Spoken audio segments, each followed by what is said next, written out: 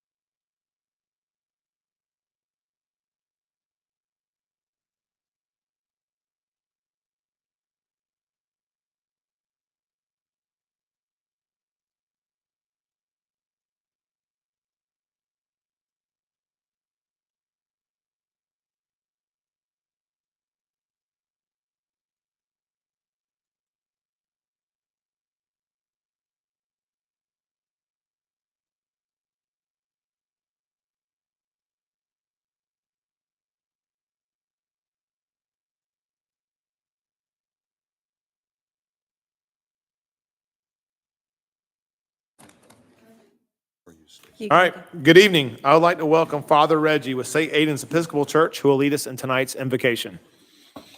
May I take just a moment? Father Reggie, you can have all the time in the world. I would like to invite council and everyone present here. We're having the Alpharetta Ecumenical Thanksgiving service on a Thursday evening at 7 p.m. at St. Aidan's, 13560 Cogburn. All of you are cordially invited. With that, the Lord be with you. Also with you. Let us pray. Almighty God, who has given us this good land for our heritage, we humbly beseech thee that we may always prove ourselves a people mindful of thy favor and glad to do thy will. Bless our land with honorable industry, sound learning, and pure manners. Save us from violence, discord, and confusion, from pride and arrogance, and from every evil way. Defend our liberties and fashion into one united people the multitudes brought hither out of many kindreds and tongues. Endue with the spirit of wisdom those to whom in thy name we entrust the authority of government, that there may be justice and peace at home, and that through obedience to thy law, we may show forth thy praise among the nations of the earth. In the time of prosperity, fill us with thankfulness, and in the day of trouble, suffer not our trust in thee to fail, all of which we ask through Jesus Christ our Lord. Amen. Amen. Thank you, Father Reggie. I would like to call the regular meeting of the Milton City Council for Monday, November 7th, 2022 to order. The city strongly recommends that you review tonight's agenda carefully, and if you wish to speak on any item on the agenda, then please bring your comment cards to the clerk as soon as possible. While the Milton rules allow a speaker to turn in their comment card up until the clerk calls the agenda item, once the agenda item is called, no more comment cards can be accepted. Will the city clerk please call the roll and make general announcements? Good evening, Mayor and Council. I'll be happy to call roll for the November 7th, 2022 regular meeting. I would like to remind those in attendance to please silence all cell phones at this time. Those attending the meeting who would like to make a public comment, you are required to complete a public comment card prior to speaking on the item. Your comment card must be presented to the city clerk prior to the agenda item being called. Any comments cards received after the item has been called will not be accepted. All speakers, please identify yourself by name, address, and organization before beginning your comment. If you are representing an organization, an affidavit is required stating you have the authorization to speak on behalf of that organization. Please review tonight's agenda, and if you would like to make a comment, please bring your comment card to me now. Demonstration of any sort within the chamber is prohibited. Please refrain from any applause, cheering, booing, outburst, or dialogue with any person speaking. As I call roll this evening, please confirm your attendance. Mayor Peyton Jamison. Here. Councilmember Andrea Bierhoff. Here. Councilmember Paul Moore. Here. Councilmember Jan Jacobus. Here. Councilmember Rick Morg. Here. And for the record, Councilmember Juliet Johnson and Councilmember Carol Kirkley are absent. Would everyone please rise for the Pledge of Allegiance? I pledge allegiance to the flag of the United States of America and to the republic which stands one nation under God, indivisible, with liberty and justice for all.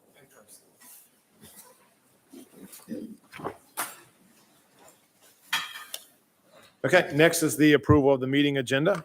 Council, I would like to add an executive session to discuss land acquisition, personnel, and potential litigation. Do I have a motion? Mr. Mayor, make a motion that we approve the agenda with the requested adjustments. Second. Okay, I have a motion from Councilmember Moore and a second from Councilmember Jacobus to approve the meeting agenda with the added executive session. All in favor, please say aye. Aye. Any opposed? All right, that's unanimous. Is there any public comment? Mayor, we do not have any general public comment. Okay, so I'll waive the public comment and I will ask that you call the consent agenda items, please. Mayor, that first item is approval of the meeting minutes for the October 3rd, 2022 regular city council meeting. It's agenda item number 22335. The next is approval of the meeting minutes for the October 10th, 2022 special called city council meeting, agenda item number 22336.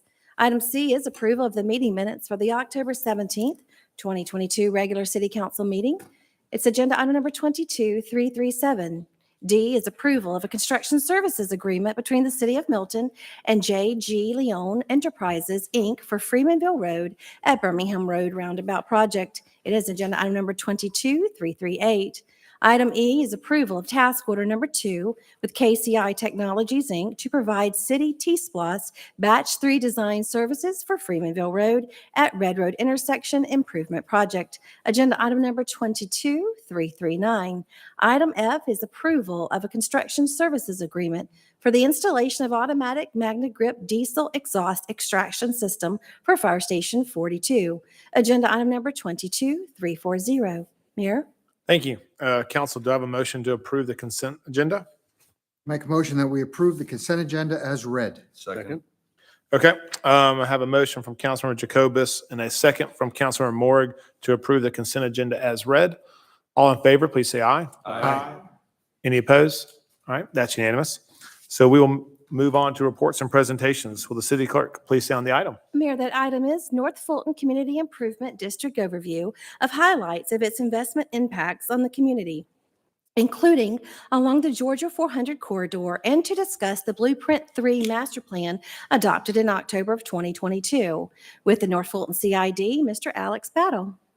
Thank you, Mayor and Council. I'm glad to be here and just explain a couple things that we have going on here at the North Fulton CID. Go to the next slide. So here's the boundary of our current district, and we go from Mansell Road all the way up to the Forsyth County line, and as far west as Highway 9, and as far east as North Point Parkway. Go to the next slide. So one project we have going on right now is the Davis Drive extension, which is going to connect West Side Parkway to Mansell easier. So a lot of folks were cutting through the parking lot illegally, and this project adds a legal avenue for that connection. So right now is a big project we're working on as well is the Haynes Bridge Tunnel. And the tunnel is going to go from North Winds Development to Lakeview right across the street. And this is going to help connect the Alpha Loop to the Big Creek Greenway. And this project is right near the North Point Mall, known as Encore Greenway Park. And it's going to provide that grand entrance into the Greenway for the mall with nice stacked stone, kind of an amphitheater, light bollards, and elevated walkways into the Greenway. And now I'm actually going to hand it off to Eric Bosman here in a moment. But before I do that, I want to thank you all for helping us partner with the Windward LCI to discuss future land use and transportation projects in addition to economic development. And also, we're going to be holding stakeholder meetings for the MARTA stop at Windward Parkway, kind of get a lot of the property owners in to give some input so we can make it appeasable to the community. And now I'm actually going to hand it off to Eric to discuss the CID impacts. Thank you, Alex, and good evening, Mayor and Council. It's a pleasure to be with you this evening. You know, as Alex hinted at, the CID doesn't do anything on its own. It's really a story of partnerships, of how our local business district collaborates with you all at the municipal level, as well as with our regional state partners in order to get projects built. And the CID is now coming up on its 20-year anniversary. And one of the questions we've often been asked going into the pandemic, but potentially coming out of the pandemic, is what is the value of the community improvement district? And we never really stepped back to try to capture that until a couple of months ago as we've started to come out of the pandemic. So we have a few slides to walk through what that proposition actually looks like. And this is the biggest headline that we can give you is over the CID's 20-year history, the CID has invested $28 million of local revenue to create over $170 million in infrastructure improvements. That means for every dollar that the North Fulton Community Improvement District gains from its local businesses, we get $5 in return from the state, from the federal grants and revenue sources, from CERTA, Greta, the Department of Transportation. The CID has a long history of envisioning public improvements with its partners, putting in the seed money to get those efforts designed and move forward and ready for state and regional funding. So that is at the core of what the CID does. Now I see I have a clicker. which may or may not go. So the other key thing is when we started to look at the Community Improvement District in its current state, Alex talked about the boundaries from just south of Mansell to just north of West Side Parkway. We need to know is that the property value that is in the CID today, Fulton County assessed property value, is over $1.5 billion. And while that is an impressive collection of properties, what's more important is the increase in value of those properties is 37.5% over the last 5 years. That is a tale of the investments that have been made and that the care and the strategy that has been placed in building out this portion of the Georgia 400 corridor. And the natural question that brings about is, well, if you're just looking at the CID, is that the advantage of being on Georgia 400 or is that the advantage of the CID? So on the next slide, that's the analysis that we actually did. We looked in the entire 400 corridor from just west of Highway 9 to just east of the Big Creek Greenway. And when you look at the increase in values and the value per acre within the CID area, there is a 26.7% value premium of being in the CID versus being just outside of the CID. Areas that have those same benefits in terms of access to Georgia 400, the fiber that's been placed in the ground many years ago that led to the growth in this part of North Fulton, all those advantages are the same. The difference is that proximity to 400 and the involvement in the strategy, the placemaking, the investments that are being made by the CID. Again, a difference of 26.7%. And where I mentioned that 5-year increase within the CID is 37.5%. The 5-year increase in property value just outside of the CID is just a little less than 26%. So while all boats are being raised in the area, there absolutely is a benefit and a premium to being in the CID. And some folks may say, well, isn't that being carried by just Avalon or by just the office or the hospitality district? The next slide breaks it into each and every one of those sectors.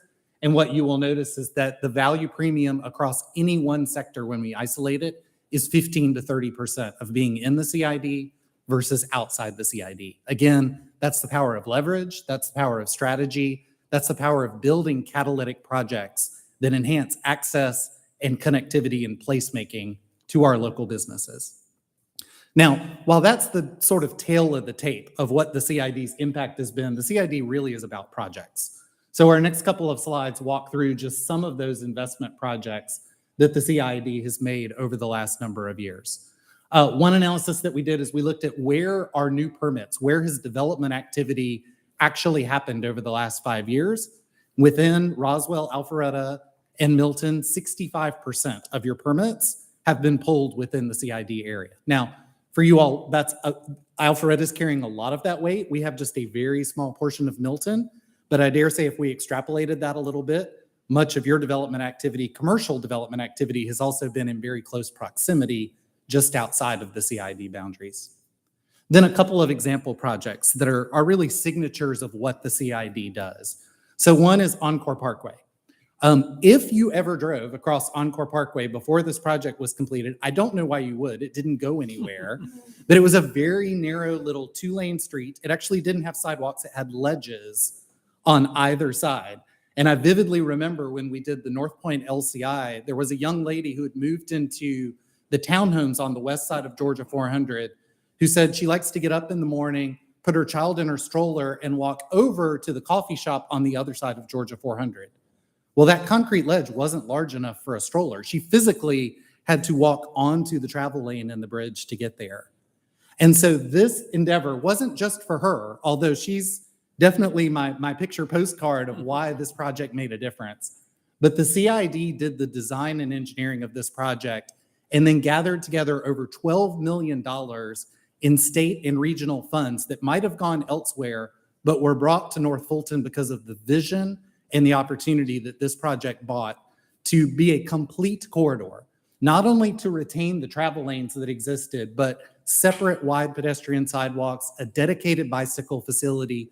It was the first connection of the Big Creek Greenway across Georgia 400.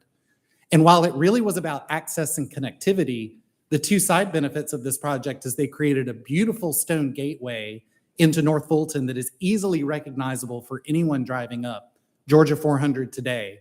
That aesthetic that we created with the painted stone will now also be on many of the new bridges that will be on Georgia 400 as part of the Express Lane project.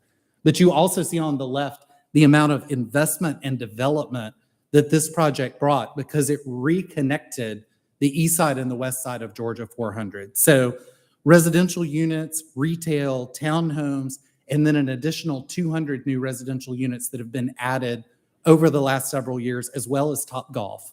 All in part came because this connectivity was made and reinforced on Encore Parkway. Two other examples of where we've done this. One is Westside Parkway. You may remember before Avalon was Avalon, it was called Prospect Park. There was a partial built parking garage sitting in the middle of the site, and Westside Parkway did not exist. It stopped at Old Milton Parkway and then began again at Webb Ridge Road.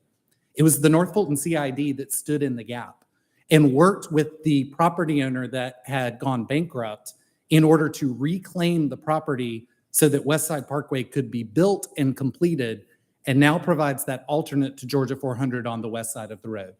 Clearly, Avalon benefited from that, but what we didn't even anticipate with that improvement was the amount of commensurate development that would happen on Thompson Street between downtown Alpharetta and Avalon, as well as the spinoff development on the south side of Old Milton because of the connectivity that this provides and the number of residents and employees that can move easily through North Fulton to get to places like Fiserv, and the HP campus, which is now being redeveloped and rehabbed, and all of the businesses throughout the west side of our district.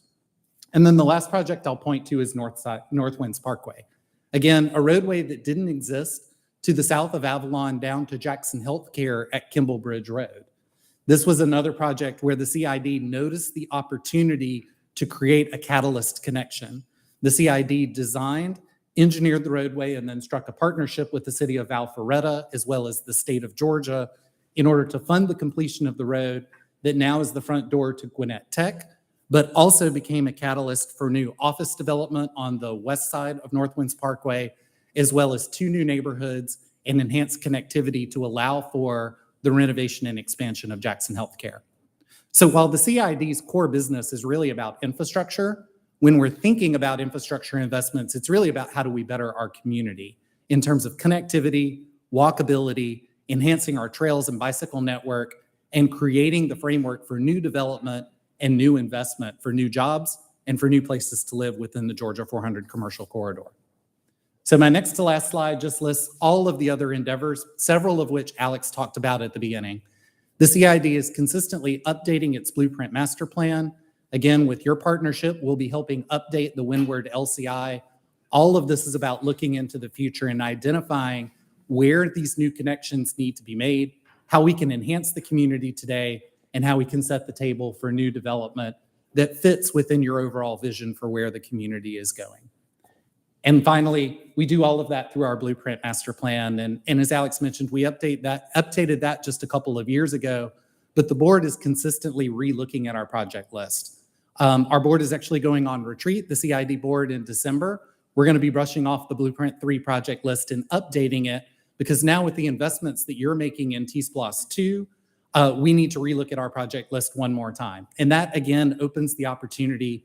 We're always willing to hear from you all as our local officials and leaders of other investments that we should be looking at adding to our work program and how can we can partner with you to continue to enhance North Fulton as a whole, but also Milton as one of our partner communities as well. So with that, we'll stop with the presentation, and Alex and I will be happy to answer any questions that you have. Great, thank you. Any questions? Tell you what, y'all are doing a fantastic job. We appreciate everything that you've done. I know y'all have given some money for the infrastructure, I think, with the COVID stuff. Working with Alfred on that, y'all have done a great job. So thank you. Looking forward to all the future projects. Thank you. Look forward to partnering with you. Appreciate it. Thank you. Mayor, I have a point of order very quickly. We had an individual that submitted their cards to be able to speak right at the same time the consent agenda was just starting to be read. I think the appropriate play here would be to allow that individual to come up if the council will allow it, one speaker that wants to speak on a consent agenda item. They want to speak on a consent agenda item that we've already voted on? Yes. Okay, where would we put that on? You would simply allow them to come up right now, go ahead and have their discussion, and that would be it.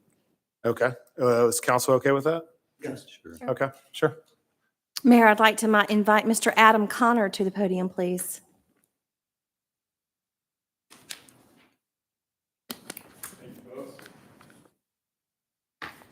My name's Adam Connor. I apologize if it's something you've already voted on. By happenstance, I was made aware of a current project based on the great stuff you guys do and post via social media. So would never actually even known about it unless I saw and came across that today.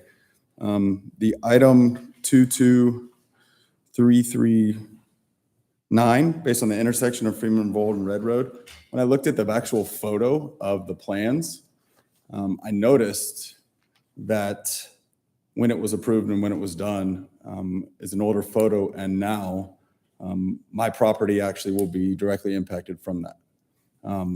Not in a major way, but where my driveway currently sits, which was built in February of 2022, I will come out of my driveway into a concrete median, which will force me and my family to make a right-hand turn with nowhere to turn around to leave our home. So based on that, if you look at the plot and the picture that you guys have, that shows the property owner is a Mr. Chris Gray. He has since subdivided that lot into 3 separate properties, all of which new homes are on, and I am one of those. So if anybody familiar with the Phillips Cemetery, Yep. I'm the house, I'm right next to it. So my driveway was cut right along that cemetery that's there, and based on the photographs that I was reviewing today, I will come out of my driveway into that concrete median. So I know you guys have already voted on it. I know it was already done, but since the time of that voting, there's been construction and ultimately my driveway. Can you say your address for the record? 14355 Freemanville Road, Milton, Okay. Georgia.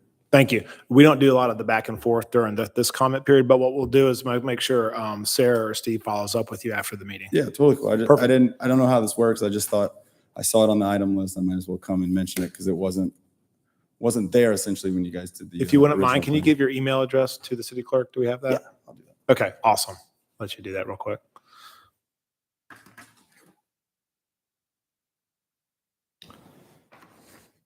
All right, will the city clerk please stay on the first presentation item? Mayor, that next item is consideration of an ordinance amendment to Chapter 56, Article 6 for registration of personal transportation vehicles and the use of PTVs on shared use paths. It's agenda item number 22341. Mayor? Okay, is there a motion on the first presentation? Mr. Mayor, I'll make a motion that we accept the first presentation as read. Second. Okay, I have a motion from Councilmember Moore, again, a second from Councilmember Moore to approve the first presentation as read. All in favor, please say aye. Aye. Any opposed? Okay, that's unanimous. Okay, there's no public hearing item. We'll move on to zoning agenda. Will the city clerk please read the zoning rules and then sound the first item? Mayor, when the mayor and city council consider a zoning agenda, these items include rezoning petitions, modifications of zoning, use permits, and associated concurrent variances, in addition to ordinances, resolutions, and text amendments. I would like to acquaint you with some of the rules and procedures for this meeting, which includes a zoning agenda. The applicant and all those speaking in support of an application will be allowed a total of 10 minutes to present the petition. The opposition will also be allowed a total of 10 minutes to present its position. If time remains, the opposition will be allowed to rebut. The applicant may choose to save some of the time for rebuttal following the presentation by the opposition. Since the burden of proof is upon the applicant will be allowed to make closing remarks, provided time remains with the allotted time. Those called to speak will be taken in the order that the speaker cards were received by the city clerk prior to the beginning of tonight's meeting. All speakers will identify themselves by name, address, and organization. The Planning Commission has heard the rezoning agenda items, and their recommendations have been forwarded to the mayor and city council for consideration and disposition. The applicant shall not submit material to the council during this meeting unless requested to do so. All material that you wish to be reviewed by the council in consideration of your application should have been already submitted to the Community Development Department and is included in the normal distribution of packages to the council. When an opponent of a rezoning action has made within 2 years immediately preceding the filing of the rezoning action being opposed, a campaign contribution aggregating $250 or more to a local government official of the local government which will consider the application It shall be the duty of the opponent to file a disclosure with the governing authority of the respective local government at least 5 days prior to the Planning Commission meeting. A violation of relevant state statute constitutes a misdemeanor. Therefore, if you have contributed $250 or more to a council member and you have not filed a disclosure prior to the Planning Commission meeting, the city's attorney strongly suggests that you have someone else speak for your point of view. Our first zoning agenda item this evening is the consideration of RZ 2206. It is to amend Article 6, Division 2 of Chapter 64, Zoning AG1 as it relates to lot width. It is agenda item number 22327. Mr. Michael Cardeman. All right. Good evening, Mayor and Council. I'm here to present a text amendment for a land use project outlined in the 2040 Comprehensive Plan Short-Term Work Program. Update AG1 zoning district to increase the minimum lot width requirement. During the Comp Plan Advisory Committee meetings, this project was outlined as a year one priority. The overall goal is to update AG1 zoning district to increase lot width requirement from 100 feet to 150 feet. The common theme from the CPAC meetings was the need to preserve rural Milton, and the 100 feet lot width requirement was a significant part of accomplishing that goal. The city overall has a low number of large areas left to build out for future subdivisions, and it is important to preserve these remaining areas to have a rural theme. It is equally as important to preserve areas along the viewshed where minor plats of 3 lots or less are most common. The objectives for tonight are to provide staff recommendation, which include the Planning Commission recommendation, input from Mayor and City Council, and the final vote to consider for the text amendment from Mayor and City Council.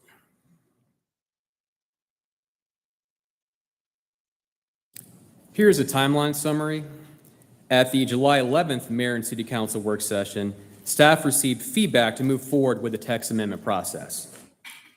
The CZIM was August 23rd, and no one from the public attended. Planning Commission was September 28th, and there was no public input. And tonight, staff is presenting in front of Mayor and City Council.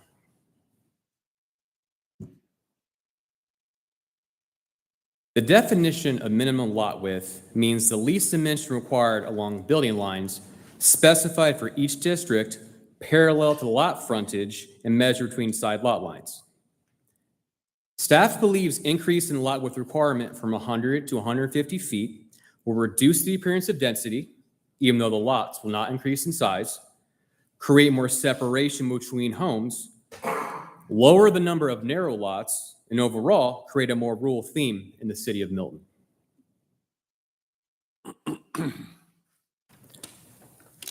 First, take your attention to the cul-de-sac lots on the left. Lot frontage is defined at the street, which requires 35 feet, and the building line keeps moving back on the lot until you get to 100 feet of lot width between 2 property lines. As you can see from the cul-de-sac lots, the house placement is right at the 100 feet lot width building line, which is past the 60-foot front setback requirement. Staff did not want to require 150 feet of lot width for cul-de-sac lots. 150 feet would push the houses too far back, and this will also impact the tree canopy in the rear of the properties. Cul-de-sac lots are proposed to stay at the current 100 feet lot width requirement. Now, please take your attention to the rectangle lots. These lots already have 100 feet of lot width at the street. Therefore, the building line starts at the 60-foot front setback requirement. The rectangle lot is a good example to see the buildable area width. The lot width is 100 feet, subtracting 2 side setbacks at 25 feet apiece, and that leaves you with a buildable area width of 50 feet. The lot width requirement of rectangle lots is proposed to increase from 100 to 150 feet.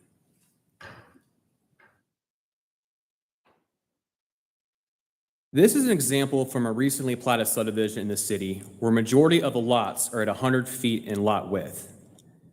As you can see from the lot layout on the right, the house is a tight fit and doesn't allow a wider buildable area. The lot requires the garage to be detached and located behind the house. The driveway also has to be right against the property line for access, creating less privacy for the homeowner and the neighbor. When more driveway is needed for a detached garage in the back, it also takes up a large amount of impervious surface. Lots on public streets can have a maximum of 20%, and while lots on private streets can have a maximum of 25%.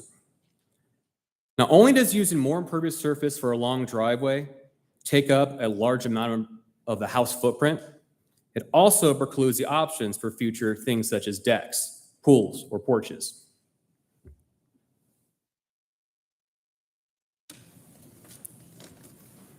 Here's another example of a recently platted subdivision in the city, and it shows narrow and wide lots across the street from each other.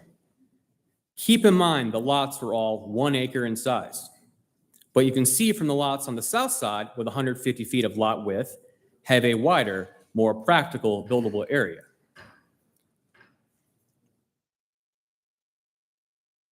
Here's an arrow of the existing street, and you can see how much more separation the homes on the south side of the street have versus the north side.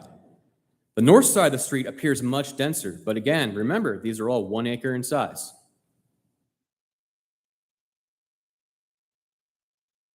For our last example, staff thought it would be a good idea to show the dimensions of both lots side by side.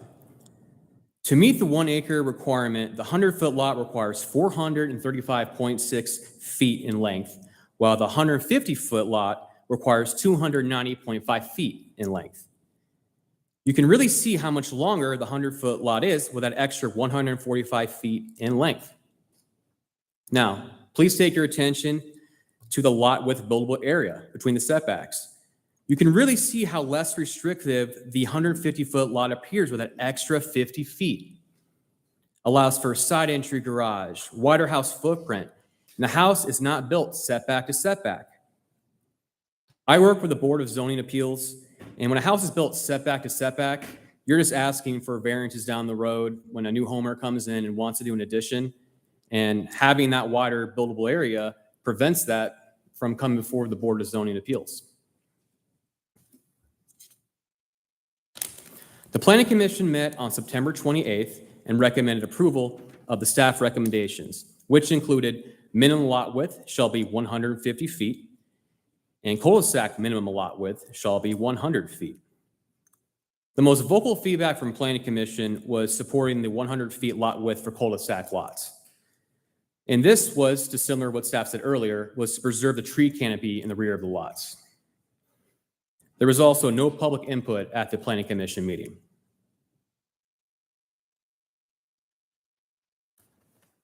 Here is the text that will be detailed in the zoning ordinance. 64416F, minimum lot width shall be 150 feet. And right below that, you have F1, minimum lot width shall be 100 feet when lot fronts on a cul-de-sac. Any input or question for staff? Any questions? Rick? Michael, the change here, is it predominantly or only limited to subdivisions when we're talking about building out subdivisions? Well, staff felt subdivisions were important, but the view shed, you're driving down Freemanville, is just as important, because if you have 100-foot lots stacked on Freemanville, a bunch of 3-lot subdivisions that are minor, it could add up quick. So we think it's just as important to have it inside a major subdivision, also a minor subdivision, because those are typically along the view shed where everyone sees when they're driving through Milton. Any questions before I ask for public comment? Paul? Yeah, Michael, can you go back to the last slide you had? What caught me by surprise on that was the 100-foot on the cul-de-sac, which I think is great. But on the example that you showed earlier from the cul-de-sac, some of the examples were like 35 feet wide. So if you look at the examples on the left, so does that suggest with the new proposal that neither of those could be built because they're only 35? So I was pointing out that the frontage is at the cul-de-sac right at the street, and the buildable width starts when you have 100 feet of width, so it travels back. Okay, on so the it makes actual- it further back than the 60 feet. Okay. Exactly. You just answered the question. And if we wanted 150, that would have been even farther back. Terrific. Thank you for the clarification. Michael, I know you mentioned no one showed up at the planning commission meeting from the community to talk about this, but since this came on the agenda, I've had several constituents reach out to me with concerns about this and that it will devalue their land if down the road they do decide to sell off their property to developers. So, and some of these, that could 10 acres to 26 acres. So can you kind of walk us through that? Because what I'm hearing and what people are reaching out to me is that this amendment could devalue their land. That's a great question. Kind of what I said in the second slide, the actual size is not reducing. So staff believes it's not a taking because it's still a 1 acre requirement, whether it's 100 feet of frontage or 100 feet of lot width or 150 feet. But have you taken a look at, say you had 6 acres? Have you looked how that would impact the possible development of those 6 acres if it had to be 150 feet of frontage versus what it would be at 100? Does it reduce the number of lots somebody could have?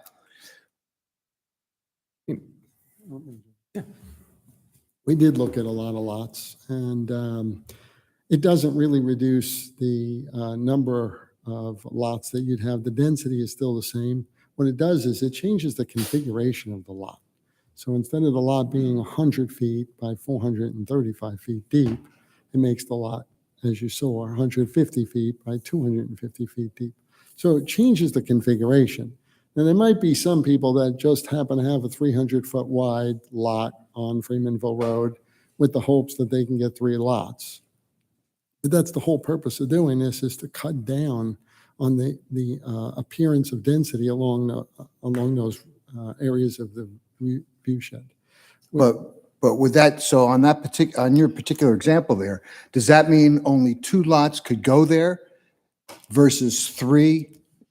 We're still allowing 3 lots in a minor plat.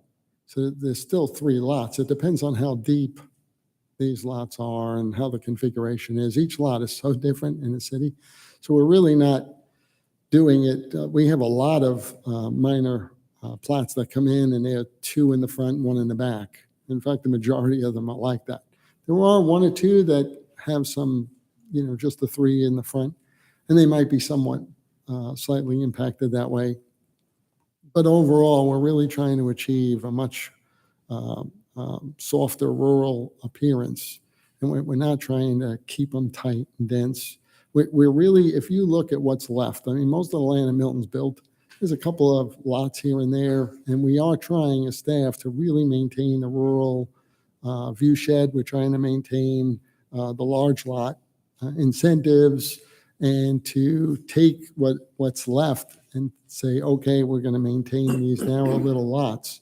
We're going to just start to see a lot of what's left as little hobby farms or large lots just kind of get devoured by developers coming in saying there's nothing left and we need to build. From a value standpoint, I will tell you that what we have implemented in the city of Milton has kept the values stronger than any other city or location throughout the entire state of Georgia. We have the highest land values here in Milton. All the regulation, everything that we've put in place is maintaining Milton as the premier place to live and build. And if we don't maintain that, now that lots are getting tighter, when you had just a vast open area of farms, horse farms and cow farms, it was one thing.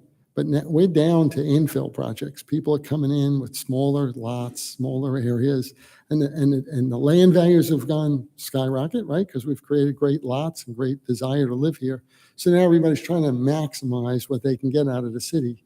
But once we do that and keep that pattern, then all of a sudden the city no longer is that rural viewshed. It doesn't have that character that created that wealth. And once we eliminate that, then all of a sudden it just becomes a Johns Creek or a Roswell, where you're just starting to see houses as you're driving down the viewshed. I know Councilmember Morg, you worked so hard on the viewshed, getting that viewshed passed at the time. It's so critical to keep that view shed in place. So the minor plots are probably more important than the subdivisions, because subdivisions are pushed back and most people don't see them. But we are getting subdivisions coming in with those 100-foot wides. So the ones that Michael showed you are actual subdivisions that are coming in.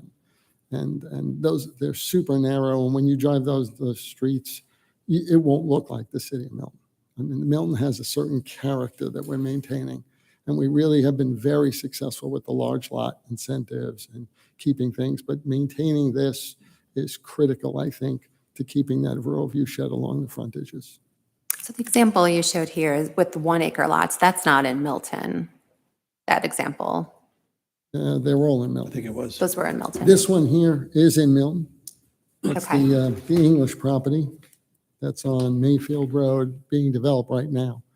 So when you drive in there, you will see 100-foot wide lots, and it will give you the appearance of smaller lots, because mostly when you see that kind of density visually, it looks more like you're doing half-acre or quarter-acre lot sizes. So those are being developed right now with the garages in the back, essentially right. in the backyard. Yep, that was the detached. old English property on Mayfield Road.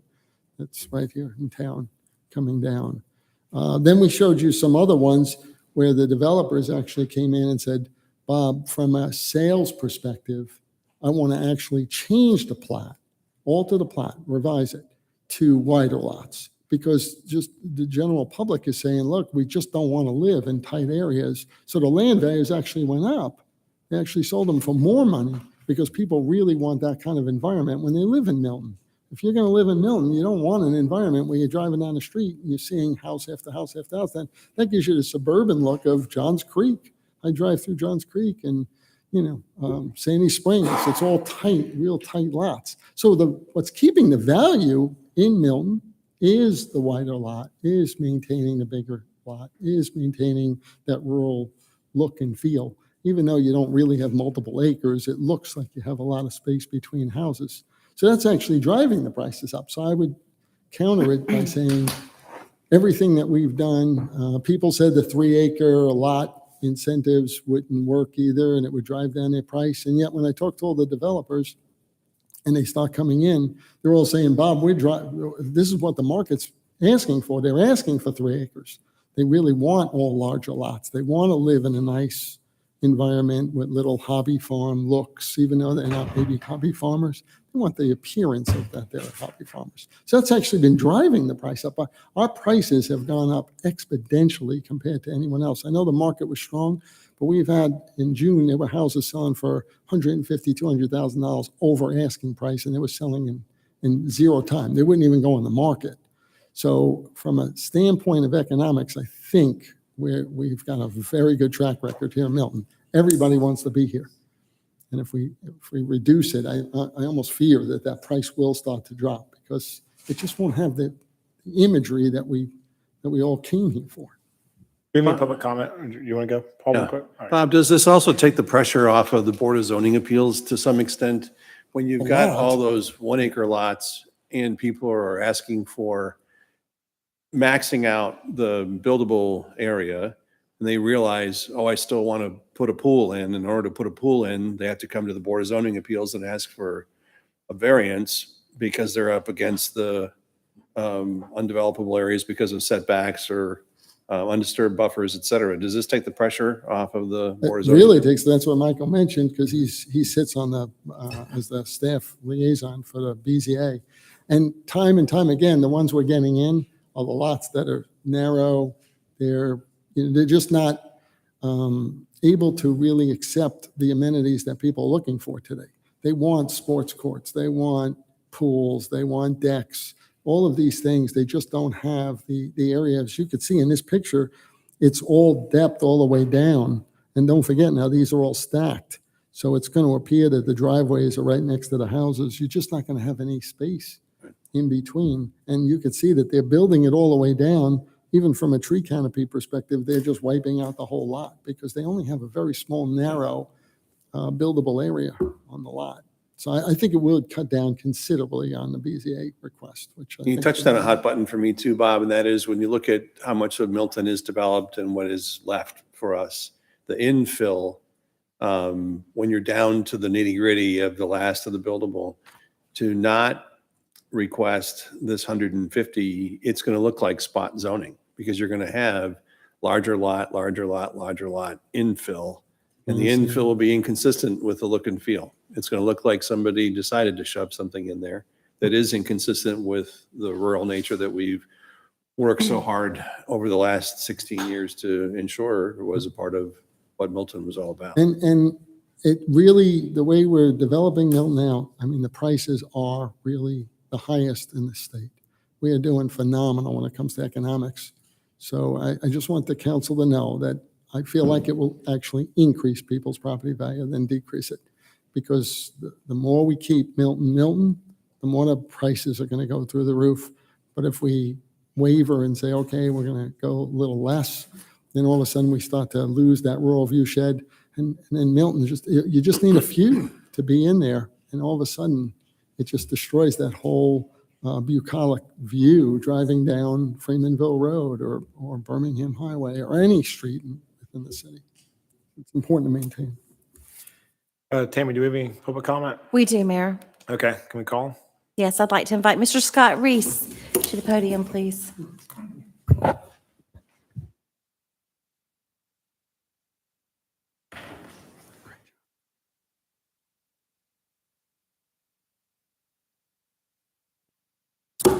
Mr. Mayor and Council, I'm Scott Reese from Reese and Associates doing business at 13685 Highway 9, Milton, Georgia, 30004. I've read through the ordinance and I have had several people in the community reach out to me to ask my opinion of the full effect. And I want to reinforce what Michael said. The density does not change. This 100-foot width is inherited from the old Fulton County ordinance. In my now 40 years of work, the size and shape of the houses have changed drastically. So on a 100-foot wide lot with a 25-foot side setback, when we were building 1,800 square foot brick ranches and single loaded garages or carports, it was a function of the form. We have not produced 100-foot wide lots out of our office in some few years. They do not fit with what our clients want. A side entry garage, we feel, needs a minimum of 30 feet from the property line to the garage to provide adequate turning around space. So that's 30 feet on one side and then 25 on the other. If I've only got a 100-foot wide lot, I have a very, very constrained building area. And it becomes a nightmare. It is nothing but a yield grab. Now, it does give me a little bit of pause because there are certain people that have 6-acre tracts. And if I wanted to create a lot for my mother-in-law, I'm not going to build a 5,000 square foot house. Am I then, can I not do? I would hope that the ability to ask for a variance in special cases, or are we going from a 50-foot building envelope to 100, i.e. doubling? Is that the step, or is the step to go from a 50-foot wide building envelope to an 80 or something along that? That's your, you can address with your citizenry, or I hope is the answer fully to go from 100 to 150, or is it 100 to 130? That's kind of a question that you'll have to address. I personally don't have a problem with 150. It works for us. Like I said, it doesn't change the density. The one, in reading the ordinance that was up on the screen, did it say 150 feet at the building line or 150 foot of width, lot width? The semantics are very, very important, because the semantics of the retaining wall ordinance that was presented was not what came out. So Is there any way we can get that up on the screen? Yeah, The we'll take a look. Okay. What else? Any more? That, I mean, I think I think, and my family is one of the ones that has some of the properties that, the large tracts that would be, and we've gone through, and we're not going to be creating 100 by 435 foot wide lots. So that's just, that was a function of CUP because we had 10-foot side setbacks, 25-foot side setbacks, front-loaded garages. This price point, what we're looking at, just doesn't work. But that really concerned me. We've got to get the semantics right because flag lots on the larger tracts are very instrumental in preserving the rural character. So it needs to be not the width of the lot, but the width of the lot at the building line. So it could be 50 feet or 75 feet at the road and veer out, but it needs to be exactly worded that it's 100 foot at the building line on cul-de-sacs and 150 feet of width at the building line for all other lots, not 150 feet of lot width. Thank you for your time. Thank you. Any other public comment? That concludes public comment, sir. Okay, I'll close public comment, and Bob or Michael, can y'all address that question? Thanks. I think it's consistent with what I was asking earlier, Okay. what Scott's suggesting. Yeah, here's the official text. Minimum lot width shall be 100 feet. It's not up yet, Michael. Give me 1 second. There we go. Minimum lot width shall be 150 feet when it's not on a rectangle lot, and then minimum lot width should be 100 feet when it fronts on a cul-de-sac. So what is the difference when Go to the the width from the building line? go to the one with the cul-de-sac that I had asked you about. Yeah, earlier. that's where I was going. That's the best one to, there Right. you go. Right. Yeah. That shows it. So, Lot width. Okay, so it says it on there, but right. do y'all recommend adding that into the ordinance as well? Yeah, so the definition would actually state it. It's the definition. But I want to assure the council that the new UDC that we're putting out also has graphics in it. Even add and reinforce a lot of the definitions so that people see it graphically and there's no misunderstanding. But we've always kept, it used to be 100 and we always did the 100 at the building line. So now there's really no other change. So the front of the lot could possibly just stay 100 feet, but it's It got to. just angles back. Okay. It's all embedded in the definitions. So as Michael said, lot width minimum means the least dimension required along the building line specified for each district parallel to the front to the lot frontage and measured between side lot lines. And then if you go to building line, it says means one which is no closer to a property line than the minimum yard setback requirements. So basically, if it's a 60-foot front, you have to meet, you have 35 feet of road frontage, like what is shown here, right here. We don't have it. And then Here you go. you have to go back until you get to either 100 feet or 150 feet. So what Bob was saying was technically you could have 6 acres where you have smaller frontage, but when you get to the building line, we're requesting it to be 150. So it could be a parallelogram, but not exactly a rectangle. So it's all embedded in the definitions. So the definitions are precursor to Yeah, they're these all in changes the, that we're yeah. doing. So all we're changing is one number. Yes. Yes. So we're changing. So nothing is changing the meaning. So just like when we review plats, we look to make sure that, or when a building comes in on a lot, we want to make sure that not only does it have 35 feet of frontage minimum, but it has 100 foot of lot width. And let's say if it's pie shaped, which typically is a cul-de-sac, we want to make sure it's not just 60 feet back, but it's the front facade or the front building line is where it needs to be 100 feet wide at this point in time.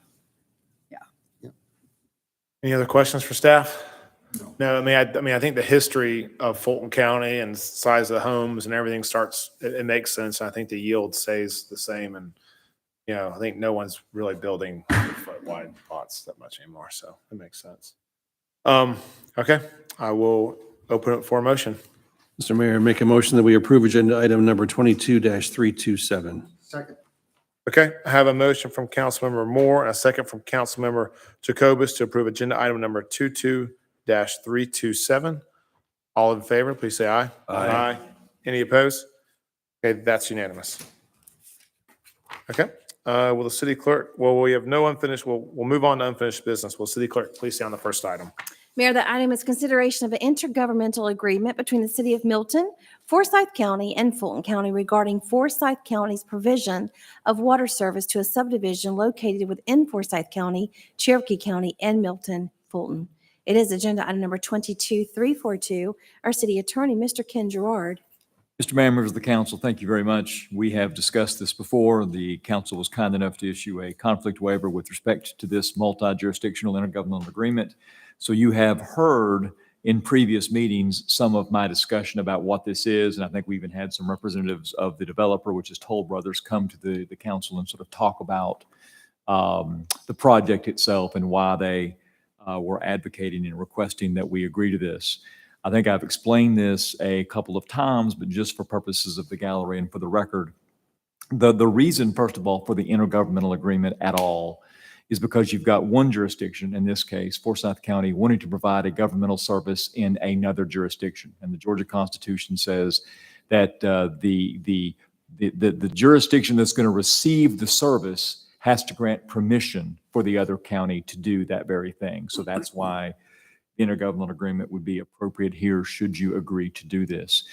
The back of the intergovernmental agreement, the rear of it, has a plat. And that is, in fact, a snapshot of this development. It sits literally right on this sort of quadrant where there is a little bit of the development in Cherokee County, a little bit of the development in Fulton and Milton, and a little bit of the development in Forsyth.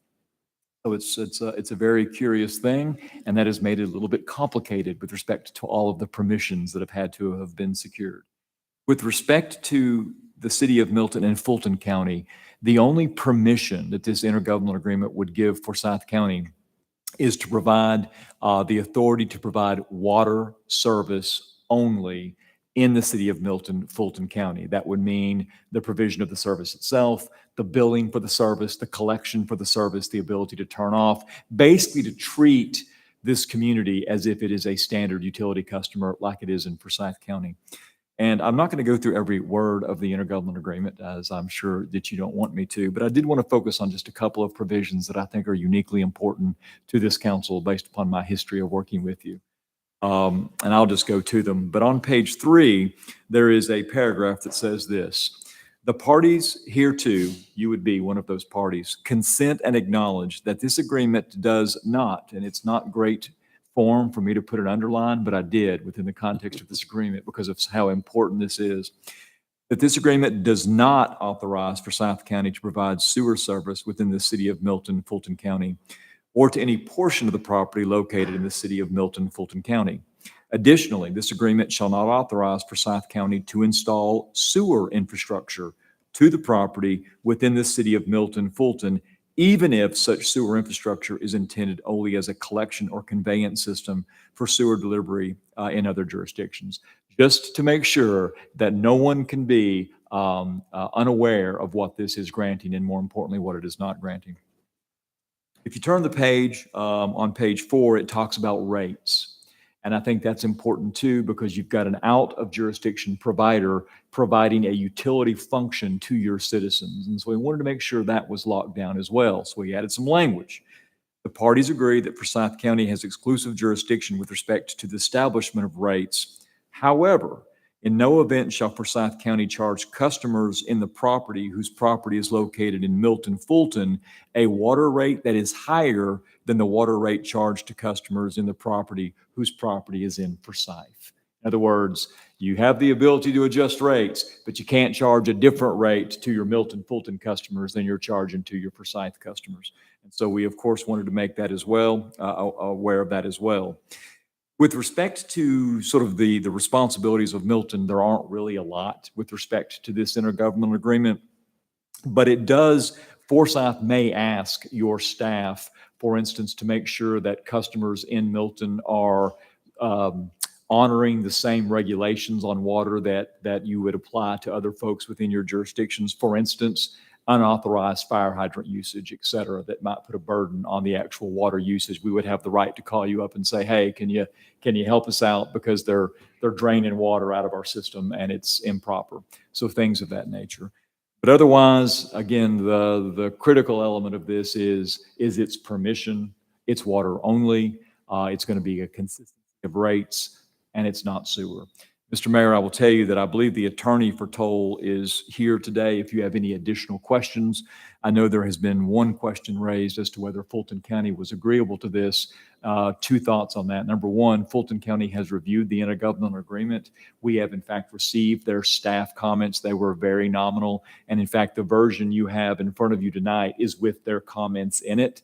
It has not been, to my knowledge, approved by the Fulton Board of Commissioners yet, but I would submit to you that if there was going to be an objection to this, it would have been raised to the staff level. And I do not believe that is consistent with the fact that they have edited it, revised it, sent it back to us, and then sort of okayed it to be on a Fulton agenda. Mayor, that's my presentation. All right, thank you. Any questions before? All right, Paul?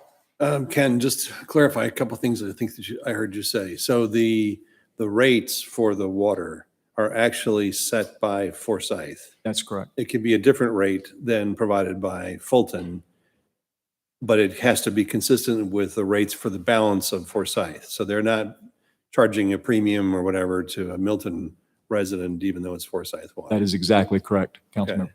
And then that water that's being provided is on a Forsyth pipe. It's not Fulton County pipe just being designated as provided by Forsyth. It is a Forsyth pipe. Well said. Yes. Okay, thank you. Any other questions? Public comment? There are none, sir. Okay, so I'll close public comment and I'll open it for a motion. Mayor, I make a motion that we approve agenda item number 22339.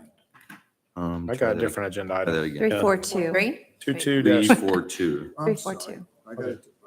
342. 342. Second.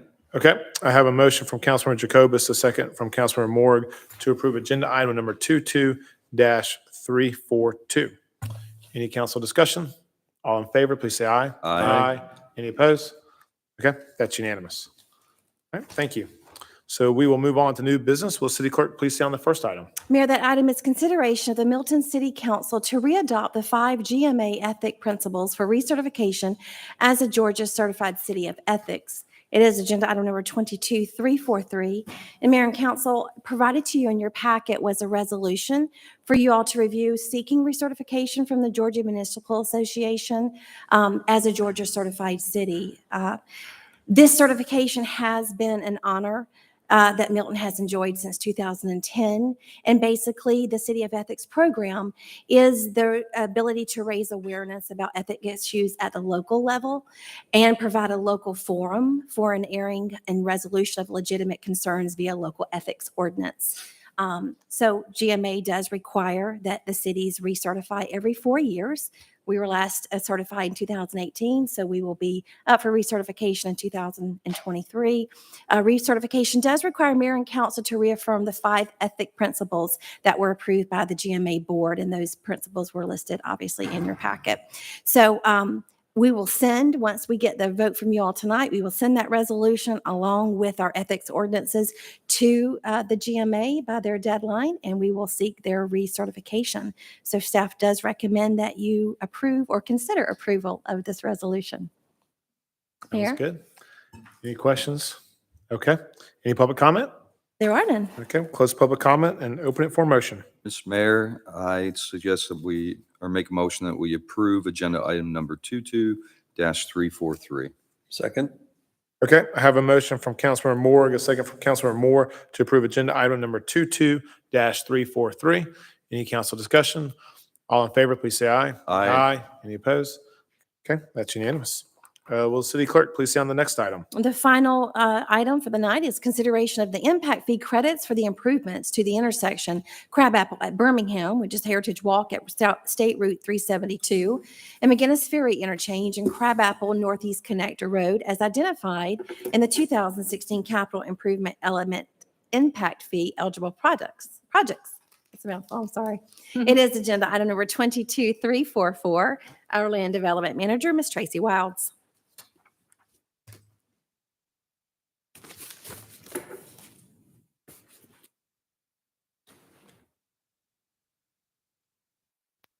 Good evening, Mayor and Council. Tonight, I will be presenting an overview of the impact fee credits. Impact fees are payments from developers to local governments to fund specific public facilities and infrastructure improvements like parks, roads, bridges, and buildings. In the 2016 Capital Improvement Element Update, there were 3 projects identified as being eligible for impact fee funding. And Public Works identified local cost of project would allow 40% of, which is a maximum funding, to come from impact fees. So we are here tonight seeking council approval for those impact fee credits. The 3 eligible projects identified are the improvements to the intersection Crabapple at Birmingham area, Crabapple Northeast Connector Road area, and the McGinnis Ferry Interchange.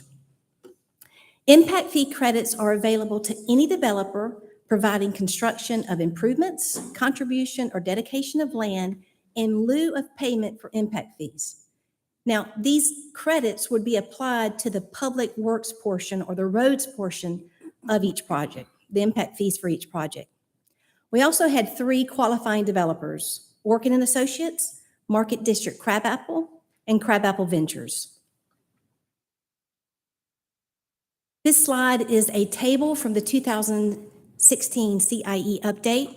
It identifies each eligible project, the cost of that project, and then the maximum funding amount from impact fees.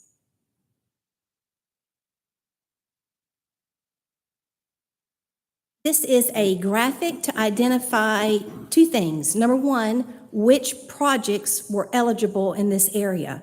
So this would be the intersection at Crabapple and Birmingham and the Crabapple Northeast Road connector.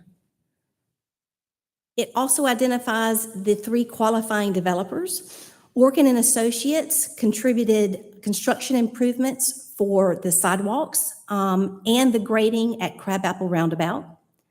Market District Crabapple relocated the water line and dedicated right-of-way along Heritage Walk.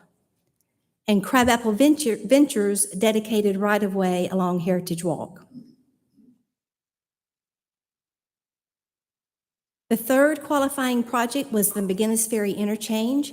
And while the majority of this project does occur in Forsyth County, it does begin in Milton, precisely at the intersection of Morris Road and Bethany Bend.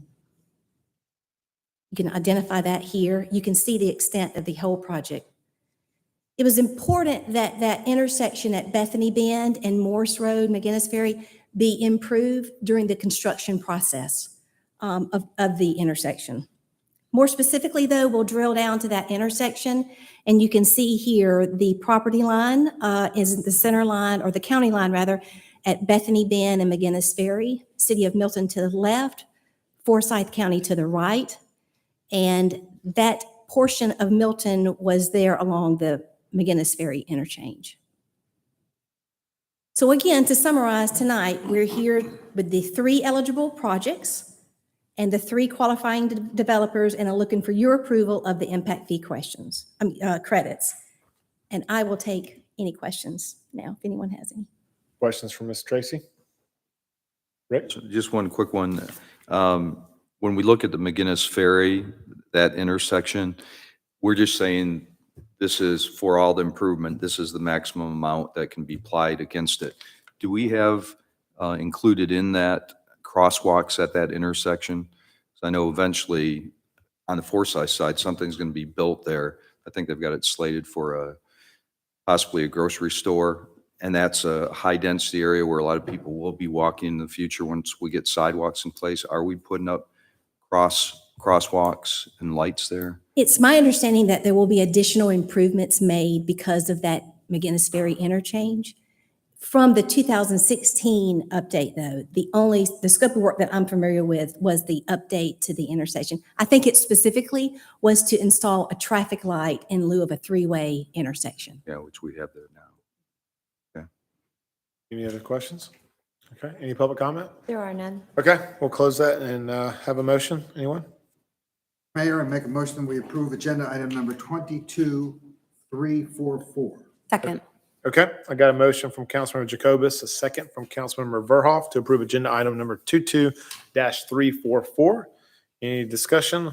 All in favor, please say aye. Aye. Any opposed? That's unanimous. Thank you. Thank you. So real quick, I have a couple reports. So we have the UDC coming up. I know Community Development wanted me to say that we will be hosting a public kickoff, and it's going to be this Wednesday, November 9th, here at City Hall, council chambers between 4 and 7 p.m. We encourage you to come and visit. The city is creating a more user-friendly document for our citizens, developers, and builders that live and work in the city. It weaves development-related codes such as zoning, subdivision development, streets, and environment into a single, more concise, easy to understand working document. So hope the public can come out for that. It's be a lot of work ahead. And Lost is done. So very, very fortunate that that happened. It was a long process. Hopefully I will not have to do that again. And I will encourage council to reach out to your state legislatures to try to get that law changed so we don't have to do that. So we'll hopefully be voting on that next. And then we have Troop 100 here from the Boy Scouts of America. Thank y'all for coming. Appreciate it. Next time, give me a heads up and we'll have a much longer meeting, okay? That'd be great. So thanks for coming.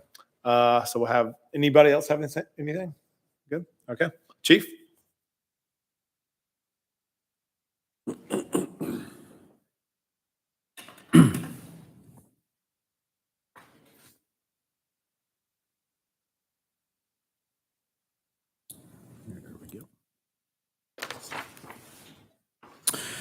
Greetings, Mayor, members of council.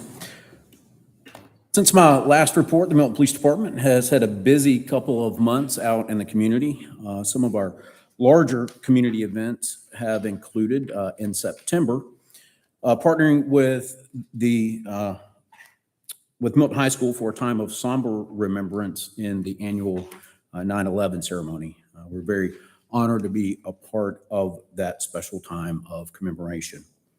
We're also joined by the Hindu Service Society to share a special Hindu holiday, which in their faith honors protectors in society. They brought treats and other special items to commemorate the occasion, and we had a very nice visit with them. Members of the PD were also invited to the Hopewell Baptist Church Fall Festival, where we had an opportunity to let kids see one of our police cruisers and interact with an officer. We also had an opportunity to pass out stickers and other goodies, and we had a great time there as well. Also in September, the department participated in the annual Cops on Donut Shops fundraiser for Special Olympics, raising just over $1,000 for Special Olympics. We're very thankful to our citizens for their generosity in that effort. And lastly, in September, we hosted a safety seminar for one of our local businesses. Month of October, also very busy. We hosted a booth and provided security at the annual Crabapple Festival. And we participated in National Coffee with a Cop Day in partnership with the Starbucks here in Crabapple. We also finished up our latest Citizens Police Academy, graduating 20 participants on November 4th. And we certainly look forward to maintaining those connections with those citizens. Also in October, PD partnered with City Church for the annual, sort of a newer event, National Faith in Blue Weekend. National Faith in Blue Weekend facilitates safer and stronger communities by engaging law enforcement officers and local residents through the connections of faith-based organizations. Law enforcement professionals in all 50 states this year joined faith-based and community partners to host over 3,000 activities, and we were very proud to be included in that number. On October 28th, we participated in the annual Evans Construction Law Enforcement Appreciation Luncheon along with Alpharetta and Roswell. Evans has been very supportive to law enforcement in our area and began this luncheon a few years ago in tandem with fundraising for our respective police foundations. So we're very appreciative of that. And concluding our month, we had a wildly successful trunk or treat event. It's held in collaboration with our partners at Karate Atlanta. The event attracted hundreds of our younger citizens and their parents. We were able to host them at our public safety complex where they had a great time visiting decorated cars, collecting treats, and enjoying a walk through our haunted Sallyport. This is a big hit with the folks. So we're very pleased to, again, partner in that event. And if you would indulge me for just a moment before asking any questions you may have, I just wanted to offer a word of gratitude to the city. I had a fantastic opportunity to attend the International Association of Chiefs of Police Conference in Dallas in October. I had the opportunity to attend some great sessions. I attended a Police Executive Research Forum town hall to hear from other police leaders throughout the country. And also importantly, I was able to continue my work on the ICP Victim Services Committee, which I've served on off and on for many years. The mission of the ICP Victim Services Committee is to be a catalyst for more effective victim-oriented police strategies and practices. This results in the committee weighing in on ICP model policies, which are shared nationwide, contributing to the ICP Journal, and working with other committees on a policy group to work toward positive victim police interactions. I'm pleased to report that during this year's conference, I was also named as chair of the Victim Services Committee, and I look forward to being part of this. It's really an international effort to ensure victim services for our citizens here in Milton and abroad. It also gives me an opportunity to share on an international stage what a great city Milton is and about the professionalism of our police department, and I really appreciate it being afforded that opportunity. So thank you. And that concludes my report, unless you all have any questions. Questions for Chief? Thank you. Appreciate it. All right, thank you. Okay, we'll now adjourn into executive session to discuss personnel, land acquisition, and potential litigation. Do I have a motion and a second? So moved. Second. All right, have a motion from Councilmember Morgan, a second from Councilmember Moore. All in favor, please say aye. Aye. Any opposed? All right.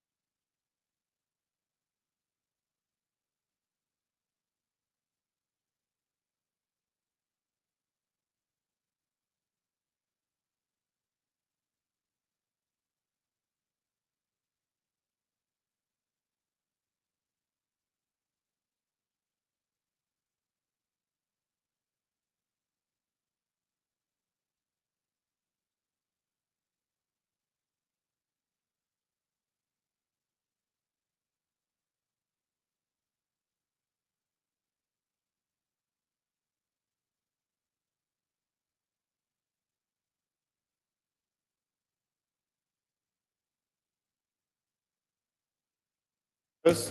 All right, the motion to adjourn? Motion to adjourn. We got Paul and then Rick. All in favor? Aye. Good night.